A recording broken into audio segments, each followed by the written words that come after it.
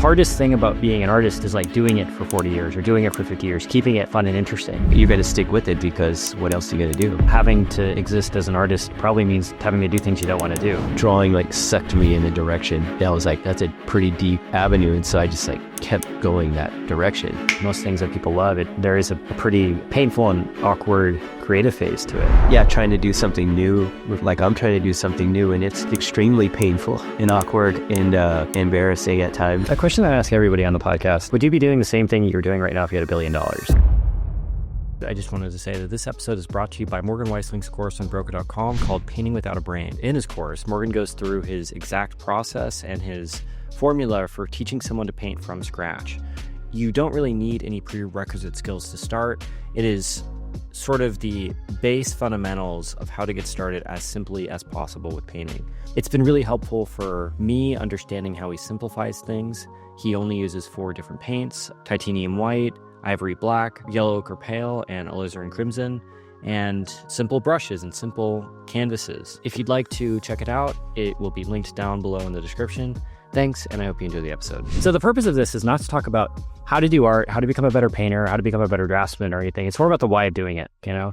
And I think in general, like the hardest thing about being an artist is like doing it for 40 years or doing it for 50 years, keeping it fun and interesting. Like the thing that you got into it, I think for everybody, they got into it because they love it. They love painting, they love creating things, but like sometimes what they love initially kind of loses its luster. So they have to find something else. And I guess that's kind of the stuff that I want to talk to you about specifically. Yeah, I mean, I would say, I don't know that it's difficult if you love it, but there are difficult times. So maybe that's what I would think. You're going to stick with it because what else are you going to do? There was just no other options, right? For me, that's just all I really wanted to do. And I think that's my main reason for becoming a painter is that, well, I didn't like that aspect about the idea that I can do what I want. Yeah. When I want to do it, you know? Well, I meet and talk to a lot of students who, you know, they're asking like, how do I find my style? How do I make money? How do I have a career and stuff? And I think often it's like, I almost believe that everyone almost knows the answer already, you know? It's something like you do what you're interested in and a path manifests itself in a way to where you are able to make it sustainable, but it takes that exploratory nature of trying things out and like you know, trying to do things that you're afraid of, essentially, you know? Mm-hmm. And when I look at your work, it's like you've had this really wide variety of like fine art and teaching and all these other things. Like I think we talked before, you were into like street art at one point, and yeah, I was doing graffiti as a kid. Yeah. Yeah. Well, and I think like you doing graffiti led to you going down this path of doing fine art illustration or fine art paintings. And like, if you didn't initially give yourself the opportunity to explore graffiti at first, you never would have found the path that you're on now, you know? Potentially. Yeah. I guess it was just what was around, but it was always about drawing. Like, at some point it was about kind of rendering. It was just always about drawing. And then that was what was around as a kid. Yeah. And I was like, oh, that's cool. And then I had a couple friends who were really good at it and were doing stuff that was very interesting. And you could tell it was like better than other stuff, characters and backgrounds and stuff. And I was like, oh yeah, and I figured out that it was all drawing business. Like, yeah, learning about drawing. And I was like, I need to learn about drawing. Yeah. And then drawing like sucked me in a direction. Right. And I was like, oh, well, that's a pretty deep avenue. And so I just like kept going that direction. And then I ended up here. Right. I guess, you know. Well, sorry, go ahead. There we go. Okay. Wait. With creativity in general, I think like that direction that you're sucked in, I think it's almost like, I think it's in a lot of ways out of your control, you know, like the things that are put in front of us and the things that we're interested in, I think are things that we can't even like, we have no power over. Like, I almost have no power over me loving art or loving drawing or loving, you know, whatever I end up loving, you know? Yeah. And I think it's like, in a lot of ways, I don't know who I am. And this whole podcast or, you know, everything that I've done has been like a self-exploration to just figure out like, what do I even care about, you know? Yes.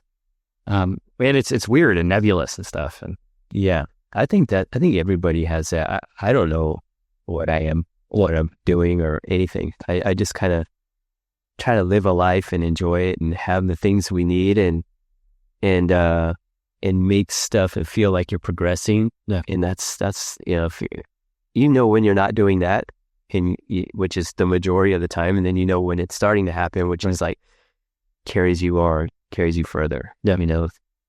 Yeah. I think everyone has that, I would imagine, in some way. Yeah. Well, I've done like 70 of these podcasts or something, and everyone I've talked to, it's been strange to hear that like no one really knows. No one is actually confident. Everyone's like, oh God. It's really, I mean, it's both extremely disheartening, but also like it's liberating in a lot of ways. I think for a lot of younger artists or people who are just getting into being creative, they might lean towards somebody that they really admire because they think they have all the answers, or they figured it out. We all thought that about somebody, right? Or I still think that, like, they've got it all worked out. Yeah. But they probably still have their things too, right? Yeah. I agree. Especially when you're beginning, right? It's like everyone is better than you, and like everyone, like you just, do you have what it takes type of thing, right? Right. Yeah. I think you're right. Yeah, totally. Well, and it's like, I think the hard part about all this stuff, I think, is like be able to navigate what you like and what you actually want to create, knowing that there is no clear path. There is no like right or wrong answer. And and it's like when you have the world in front of you, you could be a painter or a dancer or singer or, like a construction worker or anything. And like, how do you, and going back to the idea that you don't really decide, how do you like start going down a path, Yeah, it's just such a privilege to even think about those things. I mean, some people in this day don't even have the options. They're just forced down a path. Right. So it's just, there's some real unfortunate circumstances out there, you know what I mean? Yeah. But yeah, if you're lucky enough and, have the privilege to be able to do it, you're able to kind of make some choices along the way and follow that path, which is an honor. I mean, it's just so amazing, right? Yeah. Yeah. Well, I think in a lot of ways, like everyone's life is hard in some fundamental way. Like, kids get sick, parents get sick, money problems, whatever, like a hurricane, whatever. And I think a lot of the time it's really easy to look at something like art and be like, oh, that's not efficient enough. It's not useful enough to fund my life or to fund, take care of my loved ones and stuff. And I think it takes some like something deeper than just the ego, deeper than just like, I want to make this for likes or, some external approval to actually go become a painter, all that kind of stuff. Yeah. Do you have what is it? Just love, just the enjoyment of making it, maybe? I don't know. I mean, like just playing. I just remember just the excitement of the materials. I mean, I remember when I first got some oils, of my own. I mean, I had played with them as a kid and I always like got excited about it. And then when I got my own set, it was just like, it was just this whole, the material. There's something like, even back in the day, I mean, you'd go all the way back to cave painting. Yeah. I think that they found material and they kind of saw the connection, put the dots together and actually were excited about it, genuinely had some kind of joy about it, and right. And started working with it like, oh, this is great, and like, that's, I don't know if that's uniquely human. Yeah. But it's certainly human. Yeah. And so I would imagine that there's some degree of that fundamental just enjoyment and the doing of it that is linked to the longevity of it. Yeah. Well, it's strange that I think the more that you're able to, in a lot of ways, like tune into that childlike self, so where you're letting yourself play, the more likely you are actually able to like make it, and the more you're able to like tune into, in like a corny way of saying it, like the soul, or like God or whatever. And it's true. I mean, and it does sound corny sometimes because artists are always talking about how they feel and like, and all that kind of stuff. It is artsy and everything, but it's real. There is something definitely real about that. I don't want to say ritual of creating, but that act. Yeah. It is very, it can be very, introspective and also spiritual in some ways. But I believe that. Well, I mean, it's strange observing it. 'Cause, I was an art student for a while, and I guess I still am. But like you would see people traveling from around the world to go to Watts, or they'll go to Art Center, or they'll take classes with you at LCAT or something.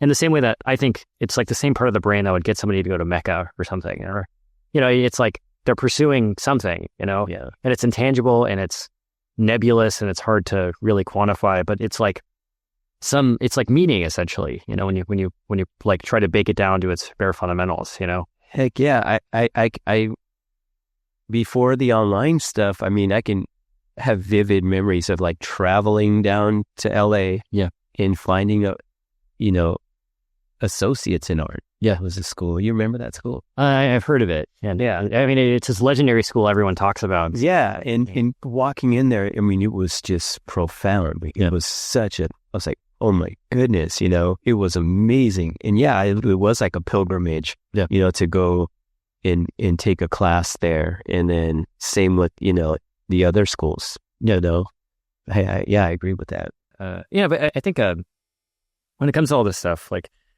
art brain and like logic brain are often like at odds with each other, and trying to make things work in like our society, or trying to make things work logistically with, afford a mortgage and a family and a house and all like food, air.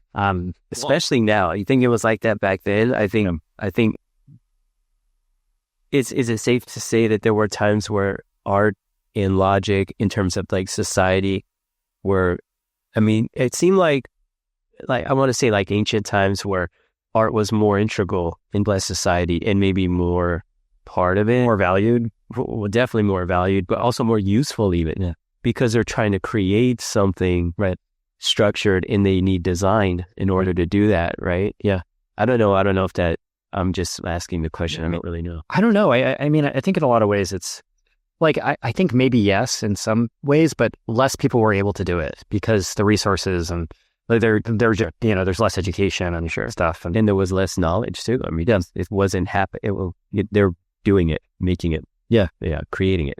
Yeah. Well, and I think, again, having to exist as an artist probably means having to do things you don't want to do, and I think that's every profession, but for sure. I think in the arts, it's like, it's more difficult in a lot of ways because you're having to like bare your soul to humanity. It's like, if put yourself out there. And it's scary, it's like if you work at a restaurant and you don't sell food, it's not your fault, or if you are trying to sell cars, it's not necessarily your fault. But if you're selling music or painting, it's very easy to tie yourself up in the outcome of, is this affecting my art? Like is somebody wanting this, hurting who I am fundamentally? And and I think part of what I believe too is like, you actually can't help it. Like, just by the act of being a person, like you want to be approved, you want to be validated by other people. Yes, I agree with that. And it's I think that's the hardest thing about me to me about being like a creative person for a living.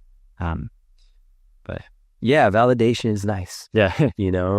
I mean, but deep down, if you love it, that if something strange in our brain has always been there that says, if I just keep doing it, like they'll see, I'll get there. I'll make something valuable, and it's maybe a survival skill or survival in stubbornness.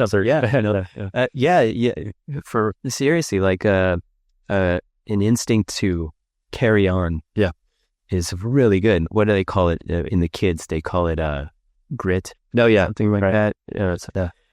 But yeah, you get up, dust yourself off, and you keep moving because you love it anyway, and you know that the next one's going to be awesome. Hopefully, potentially, Well, I think it's about like doing something that you would be fine doing, even if it got zero validation or zero external, things happening to it. And people do that too, and they have jobs, and they just like to paint. Yeah, and they're like, man, I wish I could do this more. Yeah, they do it because they like to do it. Absolutely. Well, and like for this podcast, for me, the way I'm trying to look at this thing is like, it's not massive. It's not like it's getting a lot of views or reaching a ton of people. It's like maybe like like 500 to like 5,000 people watch it. So it's not like, it's not worth it in some fashions. But I think it's like us getting to have this conversation, me getting to spend time with you. That's like looking at it from that perspective, it's already a victory. It's already something that my wife wouldn't say that. But yeah, that's kind of you to say. I mean, I could imagine you get to talk to a lot of interesting people who are doing amazing work, and that's always great to talk to somebody who creates. Yeah, I love it. I think this is a cool thing. And yeah, I know. Like Jeff Hine is doing one of these. Yeah. And he's just like, and what comes out of it is not just good for him in you, but for everybody. Everybody learns from it. They're great. It's important. Well, and the internal battle for me is more of, it's like the nihilism. It's like, in the actual frustration. Tell me the definition of that word. It's like everything is too big to care about. Like, it's like the universe is going to end anyway. Yeah, the heat death of the universe, it's not going to matter in 100 years. Like, why should we care about painting anyways? So it's I thought it was either a positive outlook or a negative outlook. It's more on the negative side. I think in general, there is a pessimistic or an optimistic side of nihilism where you're like, the world is so big and the universe is so large that you should really focus on what you care about because you only have so much time. So it is actually very valuable, Right. But the pessimistic side is obviously, why would you care about painting if in 100 years no one's going to care? Yeah, so you just drag your feet everywhere you go and kind of exactly, yeah, don't do anything and just kind of wait for it to end, right? Well, and I think it's for me, it's while we were setting up, I had some trouble with the camera, and that's annoying and frustrating, and it's and stuff like that happens all the time, and it's part of the struggle of trying to get this thing out there is loving it enough and trying to make it in a way to where I am willing to put up with that stuff in order to keep doing it. Because for your art practice, a lot of it is actually really painful and tedious, mixing paint and even just putting together the studio space. Yeah. The space to work in, and that you're comfortable working in it. Yeah, there's a lot to it. Yeah. Yeah. And it's most of it is actually probably pretty tedious. So there's maybe for people that are even who are selling paintings, most of it is just in your studio by yourself. Yeah.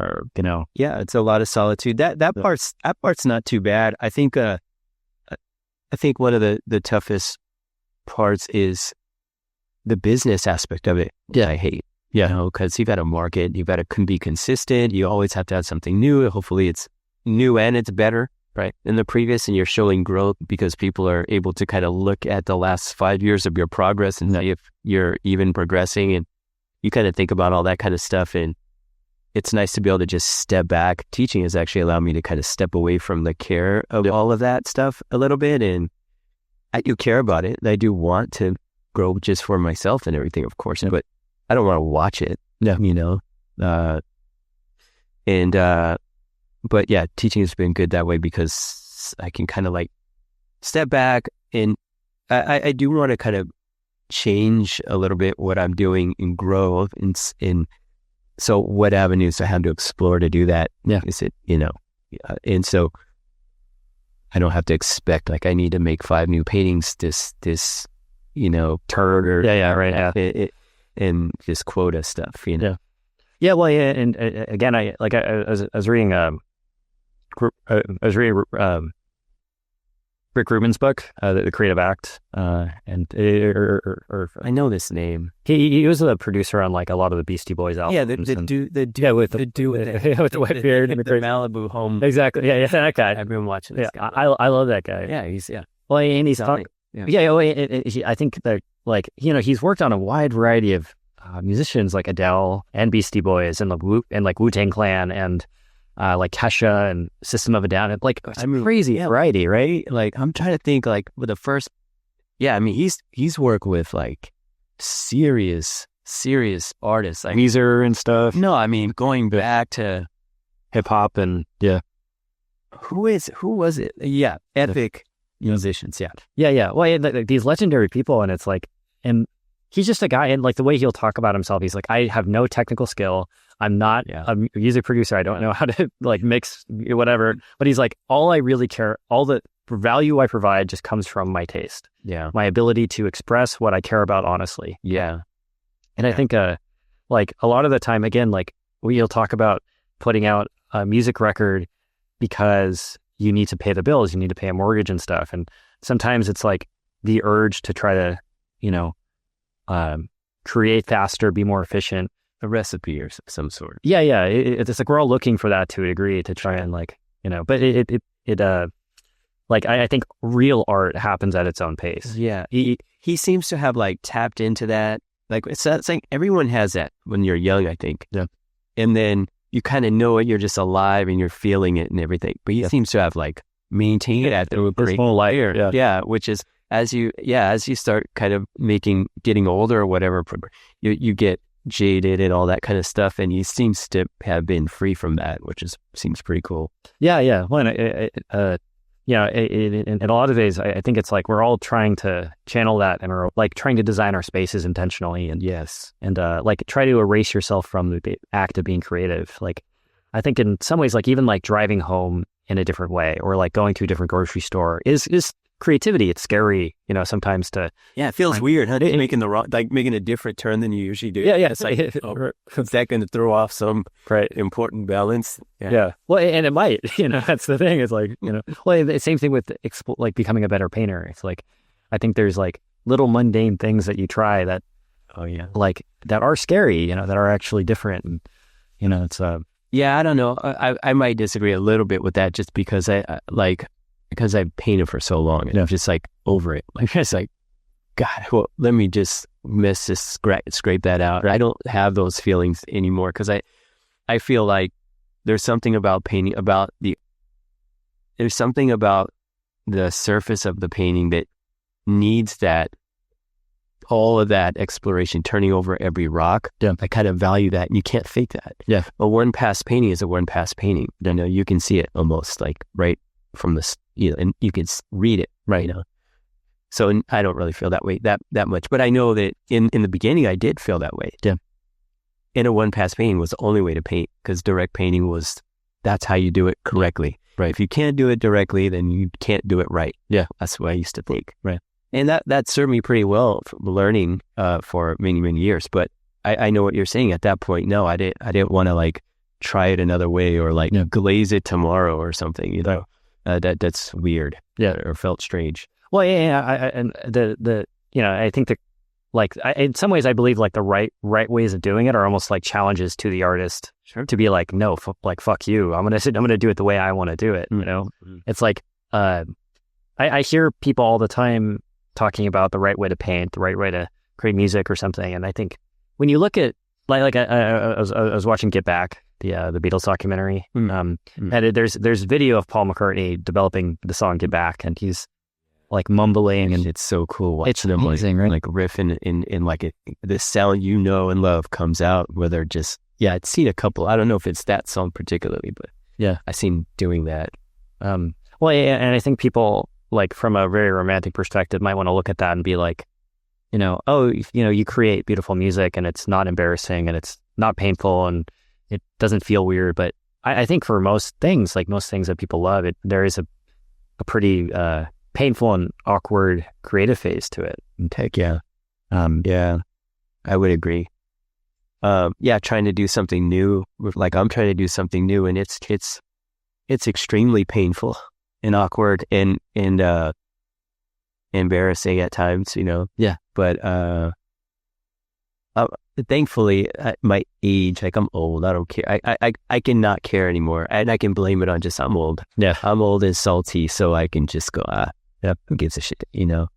But it is like you got to put the work out there, especially like I was saying, being in that program, that I got to show my work and show what I'm trying to work on, Yeah. And if it's unsuccessful or if I don't finish it or whatever, you feel it, you want to shine and do your best work and actually kind of make a leap of progress. And, if you don't, you feel it. Stinks, Well, and I think everyone experiences moments like that where they know that they could do better and like they could perform better than they are right now. And I think in a lot of ways it's about like tricking your brain to be productive. Like again, going back to the free will thing, I don't know if I don't think we can control ourselves to be like, I'm going to go run 10 miles every day. I'm going to eat exactly correct all the time. like we will say we want to, but then the actual execution of it is difficult because there's other factors in our brain that are controlling us in different directions. And, yeah. I don't know. Yes, some people definitely have more discipline than others, for sure. And, but, I think you got to give yourself a break. And like you said, it's just kind of amoebic life. Things come into play into the calculus of what happens, and you just got to roll with it, Yeah. That's what I do. I don't have a choice about a lot of stuff. Your hand is your hand. You get what you get, and got to roll with it and make the best of it. And, that's special. I think that's special, and doesn't feel like it all the time, but at times maybe you get a taste of it. Like, yeah, this is life. This is what it means to be alive, and savor it here and there. Get to savor it. Yeah. Well, and in a lot of ways, I think it's about trying to value your own specific voice as much as you can, and like seeing it as something that's actually valuable. Like, I think, especially with visual arts, it's like everyone starts out trying to ape someone else or inspired by someone else, and for a long time, I think every artist, they go through a phase where it's like, like Norman Rockwell looked like Leyendecker for a long time, and just being able to, I guess, start and be okay with the process as much as possible. And, and I guess like, yeah, just like embrace the journey type of thing. Yeah, exactly. Totally.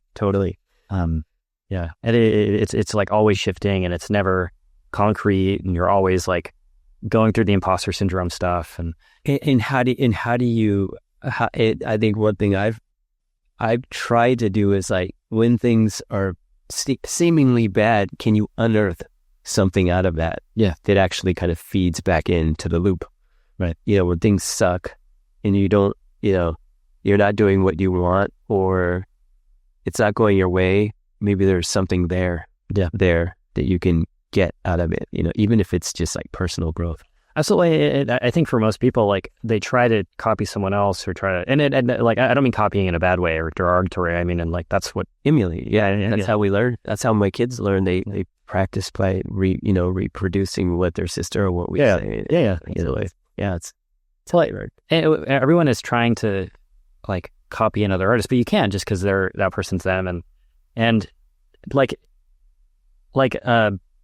people are going to try and copy someone else, and they're going to, something else is going to come out of that. Like, I remember in Rick Rubin's book, he was talking about how the Ramones wanted to be like a 1930s beat, or they're essentially trying to be the Beach Boys, I think, or something like that. But because of their technical ability, they just couldn't play music that well, So then they turned to the Ramones, and it's like, and it created a whole different style of music that was, like, in a lot of ways more influential, or in different ways. It's just a whole other thing. Yeah. And it's like, but it started out by trying to ape a completely different style. Yeah. And it seems surprising, but it doesn't surprise me. And it's like the whole time will tell. Yeah. And that's just it. Time just, everything unfolds with time. Yeah. And you never know what it's going to be. Yeah. For better or for worse, I suppose. Yeah. Well, in every step of the way also being really valuable. Like, a question a thing that I try to think about, it's like there's a version of this podcast that I wish was like really high production quality. Like, I wish I could have a nicer van, have nicer cameras that don't shut off randomly, or I wish I could like do it in a way to where it's like, like, I wish I could spend $1 million on it. But you'll look back and this will be cooler. Yeah, absolutely. Right. And it's the one that I'm actually willing to do, and that I can do with my current resources and stuff. And, yeah. Hell yeah. Yeah. And it's like trying to look at, it's like focus on what I can do versus what I like want to do at the end of the line, and be okay ultimately, like, with my flaws, Yeah. Or not even seeing them as flaws. Like, yeah. Absolutely. I mean, and what choice do you have? Yeah. So. I have to do it, or it doesn't happen. Yeah. It's fun. I mean, I'm starting to learn that and embrace that in life. It's like, this isn't where I thought I would be. In some ways I've surpassed, in other ways I haven't, and I'm like, okay, like, that's what it is. That's, and you kind of get, that's where I think you kind of get spiritual in a way. Yeah. Because you don't, it's like there's something bigger outside of your control. Yeah. That's going on. As much as like we want to have control, and I don't know, I don't know, but I don't know where I'm going with this, but I don't know if that's, at times in life that could be a good thing, because sometimes in life, people are very spiritual. Other times, it might change. Yeah. And it depends where you're at, whether that's a good thing or not, because you might feel like, well, things aren't aligning for me. Why not? It's something else bigger that doesn't want me to grow. But with the spiritual stuff, like I think it's like, like the idea of using God as an excuse, like, oh, my life was just too hard. Like I didn't have a chance. I think is like, it makes life harder to think that way, See, that's where the spiritual thing kind of like rubs me the wrong way, because it's like, it's too easy to blame God. Yeah. And I think, don't get me going in another direction here, but I just think that, you got to be careful with that kind of stuff. Yes, we're connected to the universe. Yeah. Right. But no, that's not the answer to every single thing that's going on. And you got to take some responsibility for what's going on right now and right here. Absolutely.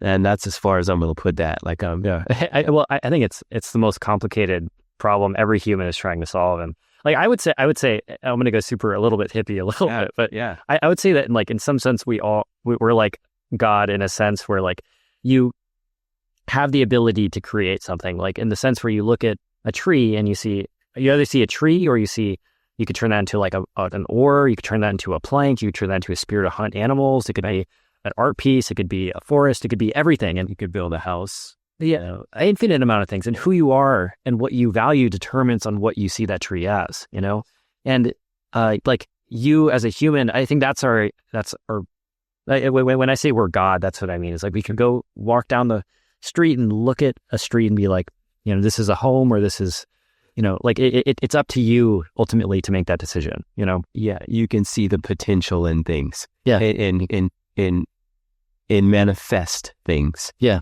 And I think that's where words, they say, aren't good enough, and the work is where you communicate. Yeah. And that's where I think people go wrong with spiritual. It's like they want the words to be kind of like, right. In the words, for me, is mucks it up. Yeah. A little bit, because you say, like, when you say you're God, okay, well, that's you're crazy. Yeah, totally. Right.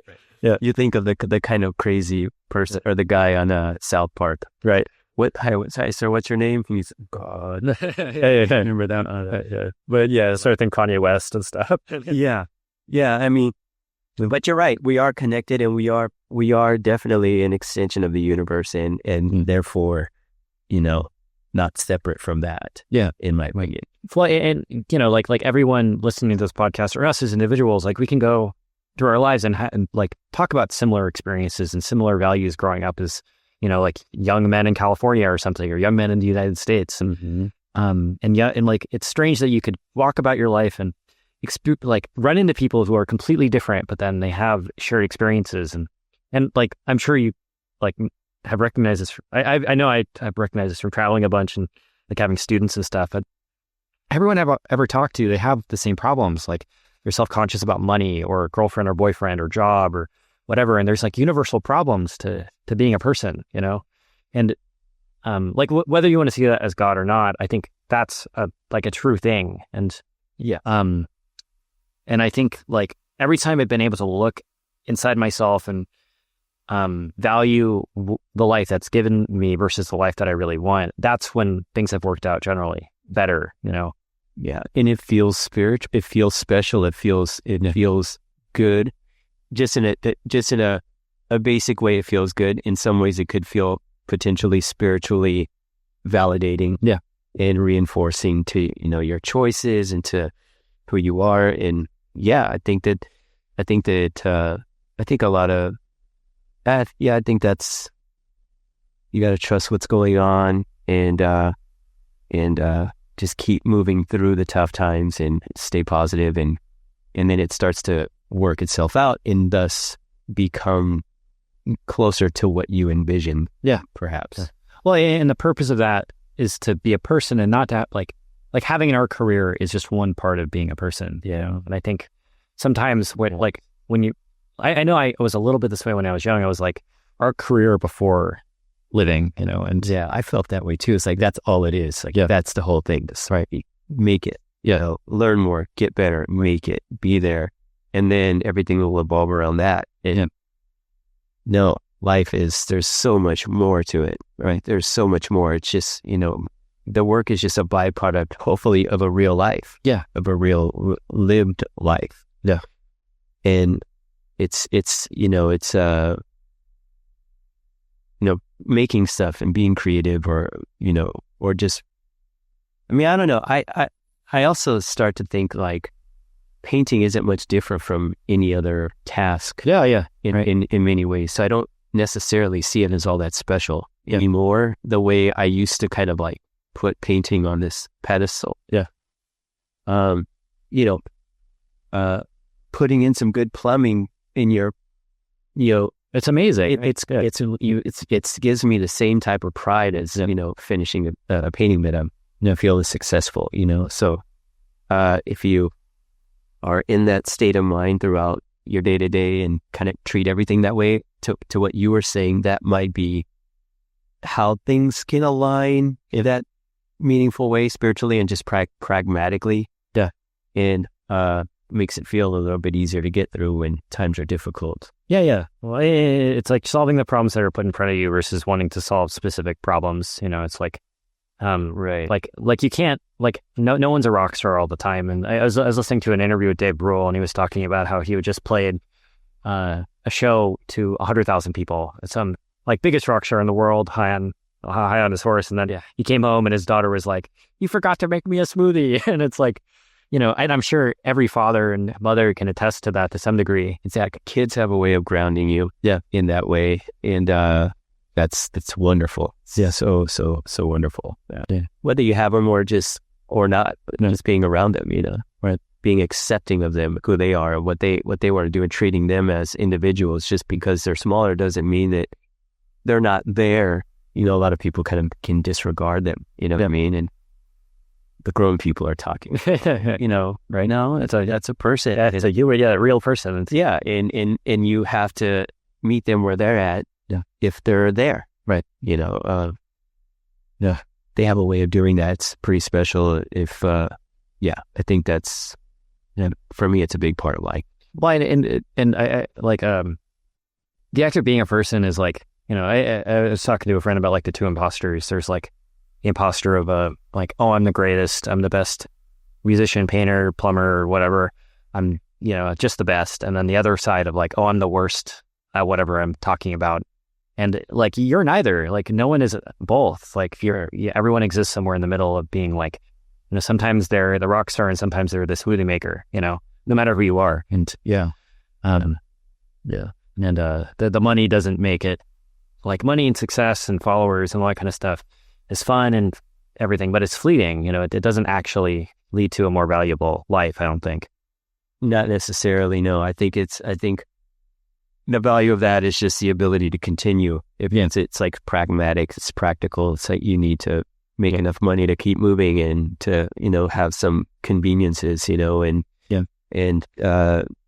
supplies and all that kind of stuff, and stay fed. And, but it is a part, realistically, it is a part of it. And I think that's where maybe the struggle is with a lot of artists is making that work. Yeah. Right. And some people, it falls right in their lap. Yeah. And they're fine for their whole career. Right. And their whole lives. And for the rest of us, you got to claw and scratch and fight and paint. And it's I would equate it to surfing, where you got to, you get to ride a wave every once in a while. Yeah. And then half the time it's just not getting killed out in the ocean. Yeah. By whatever's out there and by the ocean itself. Yeah. Well, and the act of looking at other people makes it harder sometimes to keep swimming because you're like, oh man, that guy's on a boat. Like I'm swimming in the someone's riding a wave, and it's just like, yeah, man, yeah. Well, yeah, there's that saying, studio, you know. Yeah.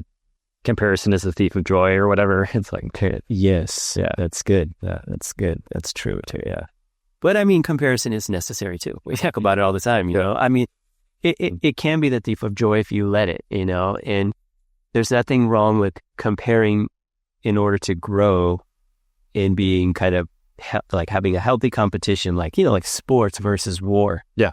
You know, as long as you don't let it just, you know, defeat you. Yeah. You know, it should be a, you know, I think that comes down to temperament to some degree. Some people just feel defeated, man. There's like, you know. Well, and there are things that are out of people's control. Like some people just get hit with like cancer at 21 or something, and it's like, what do you do about that? And the answer is I don't know. You know, I there's nothing I can say that will make that easier or harder or whatever. It's like, yeah, you're right. I mean, being fortunate enough to do the work in a place, in a country or whatever that allows you to be able to pursue it, versus and then being fortunate enough to just be around for a while. Yeah, you know, it was. Yeah, I to be honest, like you know, I live in that place a lot. Yeah. And it's hard. Like it's really tough. Yeah. Where, you know, you see what the world is doing and you realize just we're all hanging by a thread. Yeah. And it's just so heartbreaking sometimes. It's like, crazy. And the world is just so heartbreaking. It's tragic in a way that's like indescribable, you know. Yeah. And like you see stuff that happens in movies, and it's like that's real life, really. Like, yeah, you know, war movies and all that kind of stuff is like that's like happening today in the Ukraine or something. And imagine what stories are not even being told or might never be told. Yeah.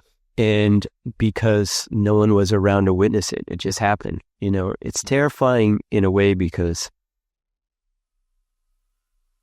Not to get into physics or whatever too much or what, but like the idea of infinity. No, I'm not gonna go. I'm gonna get it. Yeah. I when you know, I don't know what is why.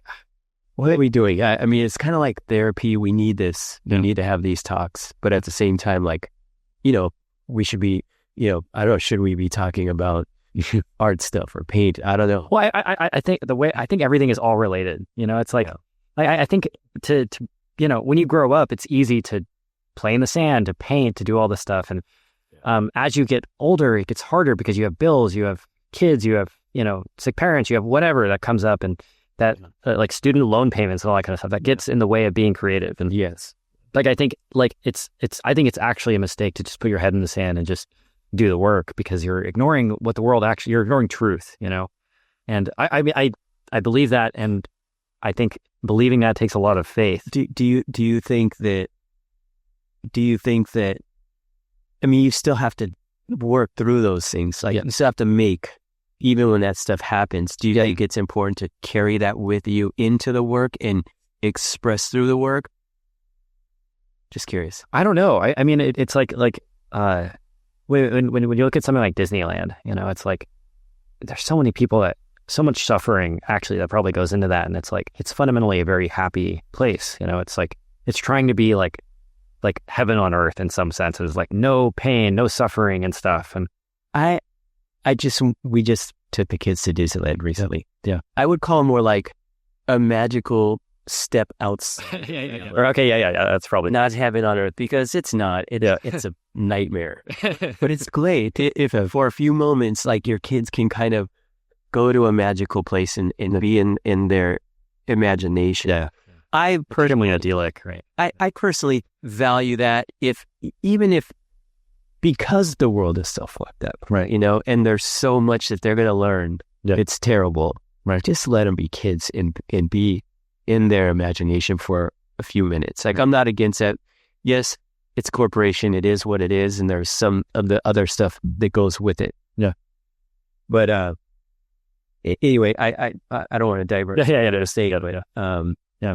Well, I mean, I think it's going back to the view. Like you walk down the street and you see the tree. You know, I think it works in both ways. Like, you know, it's like everything is everything. It's both bad and good. And I think like even the culmination of this van being created, it's like, you know, there are people who crafted the sheet metal and all this stuff and the engine and all that kind of stuff that like maybe they were taking advantage or maybe they weren't paid enough. And that comes down to our clothes and the microphone and people like the clothes that people are wearing listening to the podcast and stuff. And I think it's very easy to look at anything and find the evil in it or the flaws in it and stuff. And I think in a lot of ways it's like a decision to try to be optimistic about the world that we live in, because there is suffering, you know, and there is like, you know, complicated. That's why I think you don't necessarily have to bring it to your work and express it through your work necessarily, because then, you know, if you're constantly focused on it, then it, you know, it's a downer.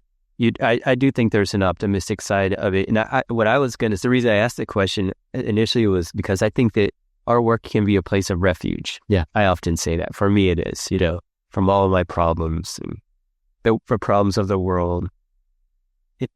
My imagination can go to my work and create something. I don't know if it's going to change anything. It's not meant to. Yeah. But for that moment, I feel like I'm doing something important. Absolutely. And enjoyable, and kind of using life in a way that is not destructive. Yeah. I mean, people want to go out and hurt people. And it drives me fucking nuts. Right. Like, I'm so tired of that. Yeah. Tired of it. Like, get a hobby. Yeah. Get a life. Right. You know, do something. Yeah. Don't hurt people. Yeah. You know, and these are, I mean, I'm not talking about outside the country. I'm just talking about in our own country. Yeah. You know, in a country where, you know, it's not perfect. It's not meant to. There's no perfect, right? But you can still walk the street, and, you know, kind of choose to look at the tree and see the potential. Yeah, and then the positive potential and stuff. Yeah, I mean, I like even on my own, like, you know, small world. Like I'm getting to the point where I'm starting to get like haters online. You know, it's like my following is like, oh man, I get people saying like really like hurtful comments, and it's like. And I'm like, wow, it's like, but I think it's like to condemn. Humans are terrible people. Well, I think humans are complicated. It's like people like project their suffering and, you know, and going to the painting thing, it's like, it's very easy to look at, like, we're two people spending our time talking about this stuff when we could be at a soup kitchen volunteering. And it's like us by having this conversation and making the sacrifice, it's very easy to analyze it in a way that makes it seem like a waste of time, you know? Mm-hmm. And I think part of being creative is having the bravery and to like give yourself permission to actually create, you know, to be like, this is valuable. Yeah. You know? Oh yeah. I'm making that stake in the sand. I am very much of the thought that, well, yes, it is a luxury to paint, especially in like what we think of painting today in today's culture. Yeah. But from the beginning, it was a tool. Making things is important. And I still think that is necessary. I mean, whether people are able to articulate it every single time it comes up, it might just look like a kind of a luxurious, you know, wasteful time. But it's in our fabric. It's in our DNA. Yeah. And that is not just form, but it's function. It functions in our society. Yeah. And that can contribute to having different mindsets that are not violent. Yeah. And, you know, ridiculous. Absolutely. And so, you know, whether people are going to chalk it up to like, or wasting time and talking about, you know, something that is a privilege to do. Yeah. It is very much just as important as any other job or job. Yeah. What I was profession or perfect. Yeah. Okay. Yeah. Well, and again, I think it's like part of the going back to the beginning of the conversation, finding that why. It's like I think that like learning how to paint a sphere or a figure is actually relatively easy. There's like a series of like you could learn it in a couple of years. Anyone can do it. But it's like figuring out like, I mean, it takes a while, but it's also like, you know, how do you justify putting in the effort? How do you justify waking up every day? How do you justify, instead of playing video games and doing all this other stuff, to go and paint, to go and put yourself through the suffering and the negative things that people will say. And I think it's like, I think the reason for everybody is different. Yeah. But you do have to justify it. I mean, those questions come up like, am I really going to go to class, or am I going to go do this thing? So yeah, you do. But that's where the joy is. I got to get into that material, man. Yeah. I got to get into that paint. I got to start, it's just something about it that just calls us, I think. And it just pulls us in. Well, a question I ask everybody on the podcast, it's one of my like catchphrases at this point, but it's like, would you be doing the same thing you're doing right now if you had $1 billion? And I don't think I could pay you to stop painting, like $100 million.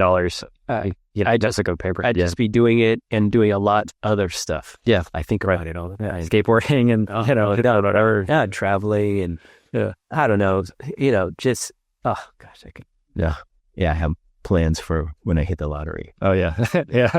Well, I'm going to make a pact on the podcast. If I ever win the Powerball, I'll give you $1 million. That's well, okay. That's not bad. I like that. Yeah. I'll take you to, Italy or Japan or something. Yeah. But I think it's like, in general, part of that question is like, there's the things that like, we know it's not like, oh, how would you make it $10 billion if you had $1 billion? It's not about investing it. Cause like once you have $1 billion, you're probably the most wealthy, successful person in your social group. So theoretically, all the external factors of judgment and success, all that stuff should be erased, And it's like, but we're still in our meat sacks. Yeah. We're still limited. Yeah. No matter how much power you have. Yeah. Well, it's like it couldn't pay you to stop painting, couldn't pay you to stop doing a lot of things. And I think most people don't need $1 billion to do the things they really want to do, and it goes back to the purpose. Yeah. Yeah. And, I mean, we all fantasize about having absurd amounts of wealth, but, the like meat of it is just to enable us to do those things more often, Yeah. And often like most people would be like, I could do what I really want I could go extremely extravagant, pay off my mortgage, do all this stuff with like a couple $1 million or something and be set for life, And thinking about it from that perspective is like, it's a weird thought experiment, but I kind of wish if we could just get our head out of our ass that everyone could kind of have that as a human being, but we're just, we're at basic income and stuff. Just, I don't, not to start going politics. Okay, yeah. No, but I mean, this is a political thing, I would imagine, but I just mean like, as a human race, we're the only, everything we've ever known is on this one grain of sand. Yeah. You would think that we would be able to kind of just like level out and be okay. But it comes down to, it's just, being a human is weird, man. It's so strange. It's really strange because the resources are there for everyone, I would imagine. Yeah. But it's just allocating them and having the, I don't know, organization or goodwill, all that kind of stuff, Yeah. I mean, the stat that there is enough food to feed everyone on the planet, it's just the incentives and the transport as word part. And it's insane. And that's when it all comes back to it, we're just very, very primitive, quite honestly, because,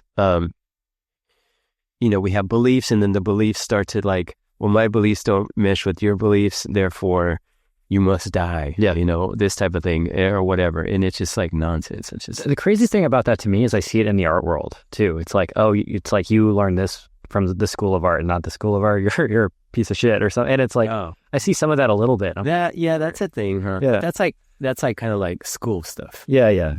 I don't, I don't subscribe to any of it, but it's like I guess that's in the gallery world too. Yeah. Like there's like blue chip gallery, Western gallery, contemporary figurative art gallery. Yeah. And I don't think they necessarily don't get along, but I think that they very much adhere to their own camp. Yeah. Right. Yeah. Right. Well, I'm not saying I think it's human actually to exist in your own community and stuff and to like categorize ourselves. But I think it's just like a strange thing about humans is that we have figured out so much complicated stuff. Like we've got to the moon and, we have like, we have a large hadron collider that isotope atoms and It's crazy. studying the origins of the universe. They've mapped out the universe based on actual data. Yeah. I mean, it's unbelievable what humans have done, and yet we're here in the midst of war. Yeah. What are we doing? Well, What are we doing? yeah. I think that's part of it too, is like we see the way that we all want to be. And it's like, from like the archetype of the father or the son looking at the father, it's like, why are you doing that? You should be doing this instead. And it's like it's so easy to look at the way the world is and want to like change it in the way that we want to change it. But it's like, I don't know. Again, it's like one of the most complicated things about being a person is justifying. It really takes a universal event for people to come together, unfortunately. And it's probably one of these kind of extermination events. The asteroids coming, we'll probably start getting things together. Global warming and stuff. Yeah. Now but the funny part is people will still be fighting in the street here and there. They wouldn't, I don't know, but The COVID stuff was strange. Yeah, living through that with the toilet paper. It's like how quickly society kind of deteriorated on that stuff was, Yeah, that was it got strange for a minute. I was wondering what that I thought it was. I was a little nervous about that thing in the beginning. Yeah, were you? Yeah, for sure. I was living in England at the time. I was kicked out of England because my visa was running out, and I couldn't, like, if I didn't get on a plane that day, the flights were going to shut down. Oh, shit. So then I went to go live in Manhattan for 7 months, and I was there during the riots and stuff, and I think there was some civil rights thing happening as well. So it was like there were tons of riots, the COVID stuff, doors were being shut down, people were taking over the highways, they were just like running onto the highways and stuff, and it was like total lunacy and stuff. But yeah, it was strange. I was just terrified about dying. Yeah, because my little girl was 2 years old. Yeah. Oh God, I love her so much. She is and was just this. I mean, just what life really is all about for me. Like the light, true joy, right, for me, and just terrified that I didn't know she could get sick. Yeah. If her mom could get sick, if I could get sick, and it was all bad. It just looked like everything, and I trust my body the least. Yeah, out of all of them for the most part. But I used to have asthma and stuff like that. But man, the fact that kids didn't really, that was joy number one. But I was like, holy shit. And then number two was like, I got to stay alive for a little bit longer. Same, Yeah. And then it's like, now it's like, I'd rather have COVID than the flu. Yeah, right. That's all. Yeah, right. COVID's a piece of cake. Yeah. Have you ever had it before? Yeah. Oh, yeah. Yeah, I had it for the first time a few months ago, and it was like, oh, really? I was fine, but it was like, you might have had it. I had it before it started. Yeah. Okay. In class, we were talking about, hey, this is a weird cough. Won't go away. I know it was COVID. Yeah, November before it started. Yeah, I was living in a different van, and I was driving around the U.S. and I remember being in Arkansas and sleeping in a parking lot, and I remember breathing really heavy, and I was like, wow, I've never felt this way before, and I suspect I had it then. I didn't test positive. What time was it? It was during like peak. Oh yeah, you definitely. Okay, yeah. Because it's not like a cold where you get congested and it's different. It's just some people didn't even know they had it. Yeah, and that could have been it. Just is a weird thing. Well, I guess from an existential perspective, the crazy part about it is how quickly something like that sort of threat can just manifest itself. Because I like the timeline was, it started out as like, oh, there's just, I'm hearing about this flu in Wuhan, and then a couple months later, living in England, it's like, oh yeah, in Italy, it's starting to really, like all my English friends are talking about how, oh yeah, we couldn't go to Italy during our Christmas breaks or something because of COVID. And then it's like, oh yeah, that'll blow over. It's like the swine flu or something. And then it quickly grew and grew and grew to where it's, they must be thinking, oh my God, they're talking about COVID now. Or when they hear this. Yeah, it's a classic podcast. But the existential nature of it, I think it's like COVID is in this, I guess, context, more of like a symbolic, to me at least, a representation of how, like, how life can just throw a curveball at you and completely unexpected. Yeah. in the same way, like if you lose a job or an income or something, or I mean, you've got to really be prepared for anything around the corner at any time, and still manage to, to me, the real spiritual ritual is appreciation. Yeah. Period. If you are appreciative as moments pass, you're doing the right thing. Yeah. And in that way, it translates into action. Yeah. And that's my religion. Yeah. Quite honestly. And, in that, I think that kind of transcends to many actual religions. Yeah. But appreciation really solves it all for me, because it can be gone in a heartbeat. Yeah. And I was in the right frame of mind, or I could last till 100 years old, which is my goal. And it worked. Doing well. It's all validated. It's all the right thing, Absolutely. Well, and I would say that I would guess that you'd probably say that having your children and your wife, it probably makes you a better painter, and well, in the sense where it makes it a lot easier to appreciate it, right? I think it does make me a better painter. Yeah, I think you're right. One might argue about time management, Yeah. right? But ultimately, in the long run, when it comes down to it, yes, I do think it's going to contribute to my best work eventually in the future, which is probably far away. Yeah. I totally agree. The gratitude thing, I think, is incredibly important. And again, going back to it's very easy to look at everything and break it down into the negative factors of whatever it is, and to be thankful of, like, which we need to do. Yeah, you need to do. Absolutely. That's part of it. Yeah. Right? That's like keeping your head out of the sand type of thing. Yeah.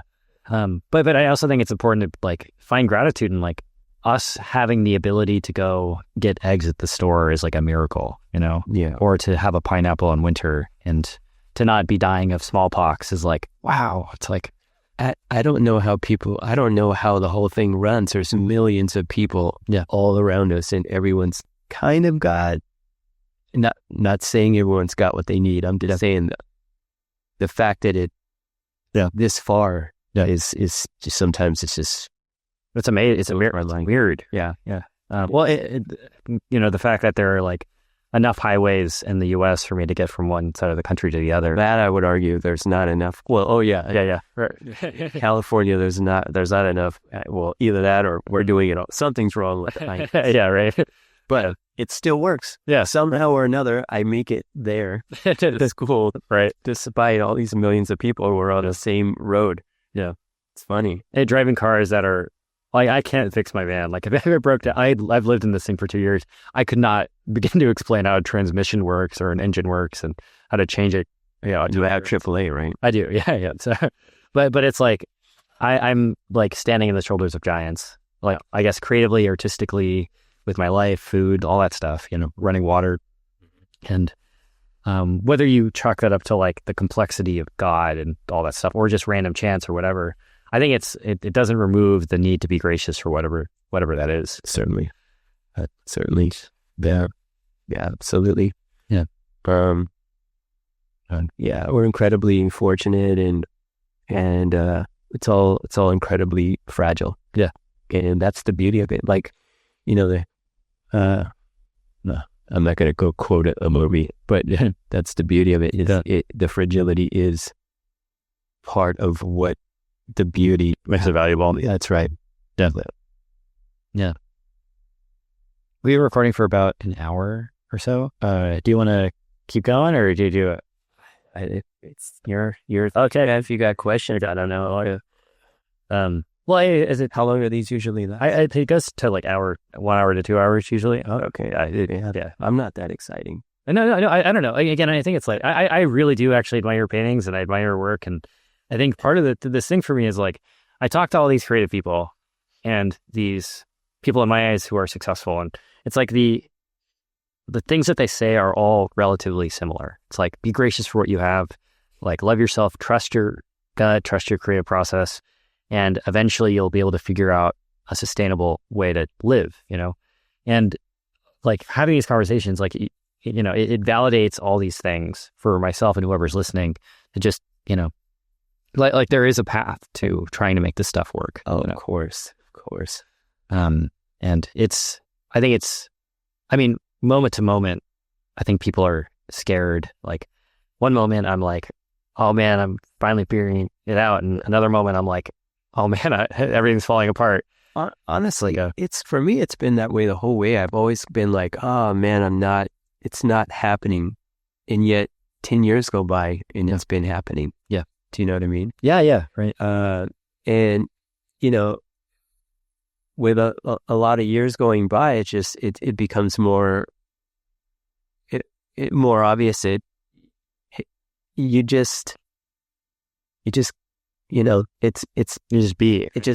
Yeah. Just do what you have to do that day and get it done, and you're doing it. Yeah. You're doing it, I've had a lot of oddball jobs along the way, and I was creating the whole time. Yeah. It might not have been what I thought the picture was supposed to look like. Right. It still isn't. But at some point I'm like, this is it. This is I'm doing it. Well, I never thought I was going to even learn how to really paint. I'm not saying I figured it all out. I'm just saying that I don't really think about that anymore. Yeah. I don't really care about that. Yeah. Now it's like, what am I going to paint and why? Yeah. The visions. Like, right. Why am I painting this? Right. What is it? Now it's deeper because time is limited. Yeah. And resource is like, the time as a resource is like, you're going to spend a lot of time on this painting potentially. Right. Is it, why should anyone care about this painting? Right. And that's the hard question. Yeah. Well, why should anyone care about this painting, including yourself? Yeah. It's like, especially why am I going to spend all this time away from my kids on this painting? Right. That's the way I see it. Yeah. Well, thankfully when they get, hopefully, and thankfully that they're around me when I get to work, and to some degree.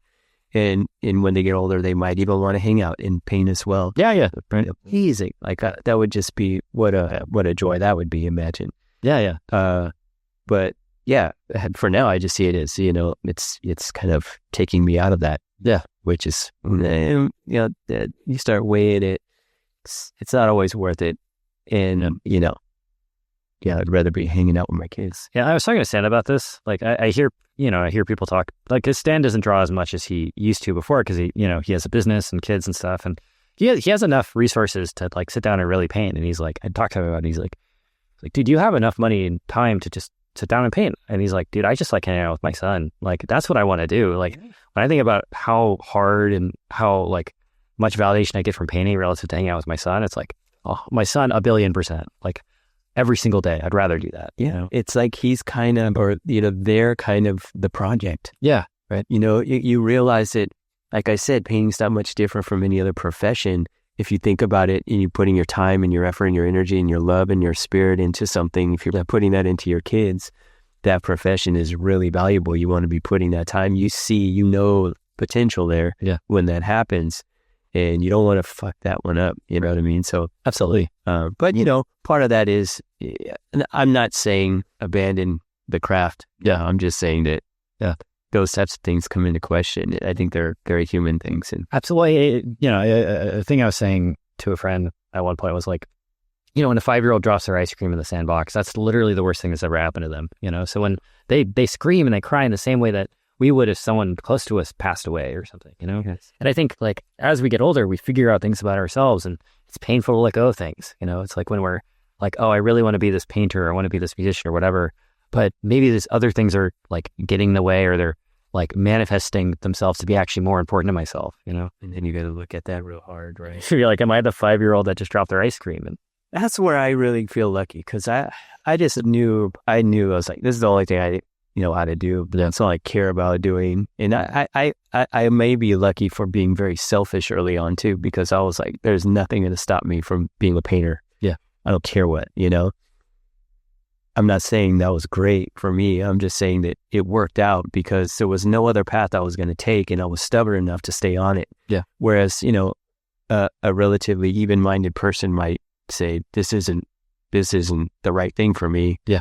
And, kind of like change course. Yeah. I was, I say it's lucky because I didn't have to think about it. I was just that selfish to do it, and now thankfully I can paint to I don't chase the craft as much anymore. I just chase the why. Right. And so I feel better about, doing the things that I really value, in terms of like where I put my time, and I just try to manage that as best I can. Yeah, yeah. Well, and the act of all this stuff, being creative, is actually very simple. Like, focus on your why. Focus on, like, there's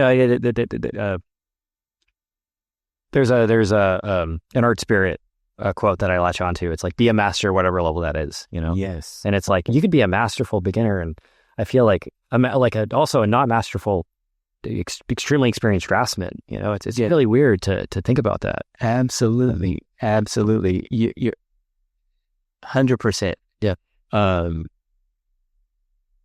Yes. I mean, that's the thing. It's like, work with what you have and do something great right there. Yeah. And be in it.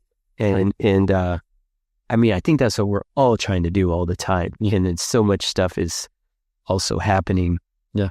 You're so right. I tell people that all the time. Is the beauty of this craft is, if you're a beginner, I say this just to provide encouragement, is it with a few simple marks, you can breathe life into something. Yeah. That's a victory. Yeah. That's a masterful thing, right, even if you've never tried it before. So go with that and keep that. Right. And you're so right. And then you could also be doing it for 25 years and just like be stuck in a rut. Yeah. Well, and I hear people all the time who are like, some of the best draftsmen saying, like, I'm trying to, as best as I can, to throw out anatomy, trying as best as I can to, like, stop thinking about all these other technical things, because it takes away from my, like, ability to just flow and be creative and stuff, And I again, it's like the balance of trying to find the ability to trust yourself and your own competence and whatever skill that you're trying to execute at. Yeah. Right now, my big thing is like narrative. I want to, you've got to have a story. Yeah. It's like, I like the tools and the skill and the challenge of doing things and the kind of getting it right and building it like a model. Yeah. Like building something. I love that challenge. But if you're going to spend all that time on blocking out a scene with, a lot of things going on, it better be a story worth telling, according to Aristotle, which where I think story is derived. Yeah. Right. So what's my story? Yeah.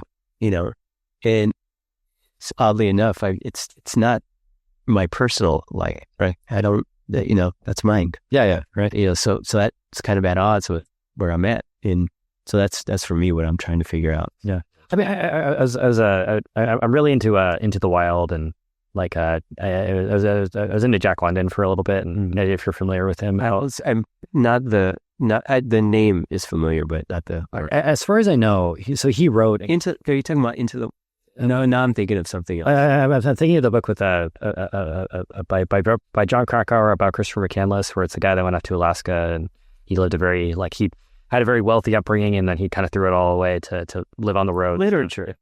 No. You're talking about reading, right? Yeah. Yes. Right. Yeah. This goes to what this is the answer to my own question. Narrative. Right. You've got to read more. Oh yeah. You read a lot, right? Yeah. I try to. Yeah. Okay. So sorry about that, but keep going, because it all is coming back to this. I think for me, it keeps coming back to, you need to read, Joseph. Absolutely. You need to read. Well, and with Jack London, he was, as far as I understand the story, he would write these extremely idyllic, romantic survival stories in the wilderness about going on these crazy adventures. And for most of his life, he was bedridden. He was in his bed. He couldn't move because of some sickness or something. Wow. And it's like, he obviously wasn't living that, but he's become this really prolific writer of that genre because he was able to immerse himself in that. That could be happening. Absolutely. Yeah. Wow. So he painted this picture that he wanted, or that he was in that place because perhaps he was bedridden. Yeah. That's where he went to. Right. Oh man, that's magical. Well, and it's like there's suffering there and being bedridden, but he's able to find something that is inspiring to people and, gets people excited and all that from. Oh, that sounds great. And that, I think that's like, the idea that you have to be living the thing or whatever to be like trying to be that ideal, I think it's hard. It's complicated. It's tough. But I really admire Jack London. I admire the story of Christopher McCandless, even though that he's controversial because he was this wealthy kid that did die, but he went up to Alaska with the I'm gonna live completely independently and live off the land, and he died in the 90s and stuff. And there's this huge thing about is it wrong for this kid to have given up this thing for this idyllic life? And a lot of people think he's an idiot. I think it's a very inspiring story. Interesting. Oh yeah, it's sure. Yeah. So he died in the wilderness. Yeah. His story is That's the one thing about the wild is when you get out there, it is the wild. It is. Yeah, you get an injury out there, and it's a life-threatening situation. The crazy part about it, I twist my ankle walking out the front door. You know what I mean? Well, he was only a few. He was remote, but he was realistically 5 or 10 miles from civilization. But it's when something happens out there, it really does happen. 5 or 10 miles. Yeah, I mean, far. That's when you're on foot. Yeah. Yeah, when you're hungry and injured. A lot of people look at him and his family life wasn't great growing up, so he had this urge to go and live on the road, and he had no money. He would just live off berries he found in the wild and help from strangers. And I've lived like that in a sense, where I've lived in this van and driven around the country and slept in parking lots, not to that degree, even close, but that ability to go and I don't know, to try and live an ideal, nomadic. Yeah, exactly. Yeah. It's actually romantic. It's romantic. Yeah. I think I've had that. I've had that period in life. Yeah. I didn't do it, but I felt that way about it. And it just goes back to how fascinating we are, and that we, kind of explore. People explore. They build ships and they go out in the oceans, try to see what's on the other side. Well, and the story of it is crazy because a lot of people look at Christopher McCandless and be like, oh, he had it all set up. He had a wealthy, he has what a lot of people to come to this country really crave, stability, and his parents were paying for his master's degree and law and all this kind of stuff. And but people, no matter who you are, you have to go and explore your own paths and journeys. I don't think there's any other outcome for a guy like that. He had to go and do that kind of stuff. And for me, I grew up around, my dad was an executive in comic books and stuff. And he wanted me to get a business degree and become a real professional and stuff. And in comics or just entertainment, stuff. And that's just not my path. And I'm living a little bit of a romantic, esoteric, weird life. And does he give you hell for it? Or? I know we've had talks about it before, but it's also I don't think I don't want to be any other person, And of course, having this path set out to me, it having that path set out doesn't make it any easier or harder to do. It's you still have your own identity and goals and personality that you have to contend with in order to choose anything, to get anything done. Yeah. It's hard being a parent. Yeah. You want the best for your kids. My son's 25 now. How old are you? I'm 28. Yeah, I'm 25, and it's you want to steer them in the right direction and a stable lifestyle, and not to get hurt and put themselves in any situations and so forth. And along the way, they have to make their choices and have some bad choices too in order to learn from. Yeah. Well, in our own experiences too, it's we also are. Actually, I don't even know how I'm here. I was talking about how many close calls I've had along the way with an old friend of mine the other night. I mean, I've had some close calls. Yeah. Hey, do you want to talk about them at all, or do you want to keep them private? It's totally fine. Either way. I mean, yeah. Do you want to share one or two? Well, I was telling my buddy that, we, shooting at a party. Yeah. Right there. Right. And, and what we didn't, as a parent, I mean, that's a huge, now, I mean, if my kid was at a party that got shot up or whatever, it would be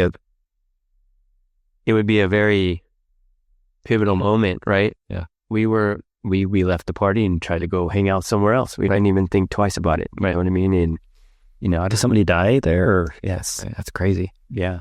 And like literally it was like right behind us. Right.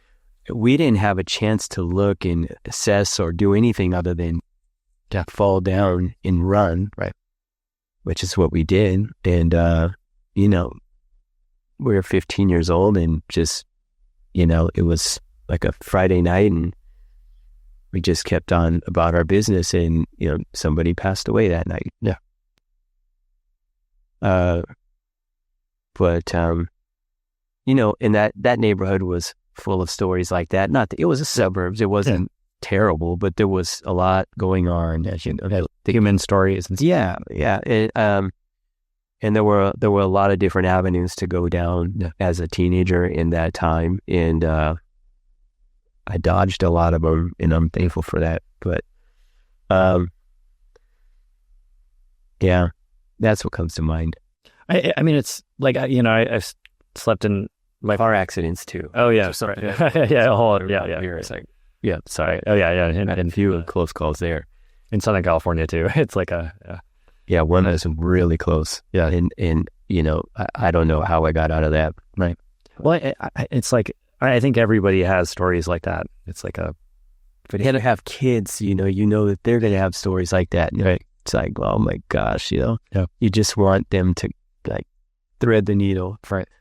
Well, and it's like, goodness, like everyone has, like I think part of being a fully realized person is being able to look at every part of yourself and be okay with it and be okay with it happen. Like everyone wants to be I got a full ride to Harvard. I got the high paying job. I, got the perfect relationship and all that kind of stuff. But things happen along the way. People get injured and emotional trauma or whatever. And I think being a person is trying to look at yourself and be like, oh, I'm okay with who I am. I'm accepting that being a person is like inherently risky, Yeah.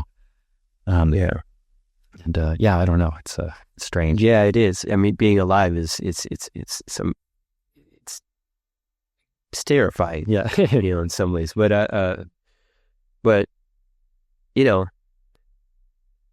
like you said, I don't know. I try to look at myself and acknowledge and accept and be, positive, right? But I'm not. Yeah. I am like, dude, you're the worst thing, right? But that helps me to live better and, kind of like, move on. I don't know. It's something about, I don't know if it's the time or whatever that I grew up in or something like that, but I feel like, just it's fine. That's what you got. Just keep working. And you know what? Enjoy it. I mean, man, there's so much to enjoy. Right. It's very, very easy for me to kind of put things in perspective that way. Even as happy as I am not with myself, I have no reason to complain. Yeah. And I will. I complain. I complain. I complain a lot, but yeah. I don't know. Again, I think it's like, in spite of saying all this stuff and being aware of it, I will always make the mistake of like, being a little bit selfish or being a little bit not self-aware. And I think, that again, being a person is like, one moment you're the idyllic hero of your journey or something, and the other moment you're like angry at your dog, or you're angry at someone, you're cussing at someone who just cut you off on the highway or whatever. Yeah, I think everybody is everything. I think you're right. Yeah, we all have that capacity and that range. It's just like some people spend their time in one zone. Others here. Some, yeah. But you're right. Humans have that range and that dynamic and that nuance. Yeah. And we all have it all, I suppose. And I mean, it should make us come together more. Yeah. It's strange that it doesn't. I guess it does. It does. Well, I think it's mostly like the way that I try to look at it is like, for the evidence of it coming together enough is the society around us, that things aren't like, people aren't attacking us with assault rifles right now. At the moment. In right? This particular place. In this particular place. But it is happening somewhere else, like right now. Right. Yeah. And that is true. Nuts. Right. I mean, what are we doing? It is strange. I spend way too much time in this space thinking about this stuff because And then when you get down to the nitty gritty of it, it's a lot of this stuff has been going on a long time. So there's historic elements to it in which, had they been a part of what's going on right now, we'd probably be similar, living in that space, right? With all this kind of revenge and hatred and so forth, perhaps. I would imagine it's not as easy as having somebody from America tell you, hey, just stop fighting these. That what you're fighting over land, like, right? Move somewhere else. Yeah. It happens to be the cradle of civilization, for example, if we're talking about the Kuru War over there, right? It's not so easy to leave that place when your entire existence is based around that history. Well, and people grew up saying, like, hearing the other side was bad too. It's like your entire identity, from like your parents, everyone around you is telling you this side is bad. And I think, again, going back to the free will thing, if you have everyone telling you, isn't even why I don't want to get it. I don't know. Yeah. I'm unintelligible about the books, right? But maybe even the books are telling you. Yeah, I'm not sure about this. I think there's enough like history. I'm an idiot. Don't listen to me too. Yeah, I don't. Yeah. Preface like I don't know what I'm saying. I am. Yeah, I'm revealing my ignorance to this. I think it's everything is incredibly complicated and multifaceted. And I think as people, it's hard to step outside of a culture and to. I think everyone can justify their own actions in some way. It's, and I think even we do it in our own ways, and that's a whole different ethical conversation. But it's maybe we're playing with fire. I can cut out any of this stuff as well. I've got some really strong opinions about some stuff, but I just keep them to myself. Yeah, online it's I generally can. Why? I'm not trying to bite that, but anyway, Well, I think going back to like thinking about this stuff does make it in some ways easier to paint or easier to be creative in some ways, because I think it opens you up to the actual being of being a person, and not everything is sunshine and roses. And definitely. My camera has 23 minutes of film left. Okay. Do you want to end it there as like a good spot to. I don't know. I don't know if you have any structure to this. There's zero structure. Oh, really? Yeah, it's like there's no conclusion paragraph. Well, I think we've covered most of the things that I generally do talk about. Again, it's like, what's the point of all this stuff? Yeah. What's the purpose? Hey, do you have any other closing thoughts or anything? Or I don't know. I don't think so. To try and love each other and be nice to each other. How to be kind to each other. How should people follow you online? I have an Instagram. I don't. Pretty quiet on it lately. At Todorovitch. I have a website. I haven't updated it in a long time. There's a Proco course coming out at some point. There's a Proco course coming out. A painting Proco course. So and then if people want to learn from you, LCAD and LCAD. Yeah.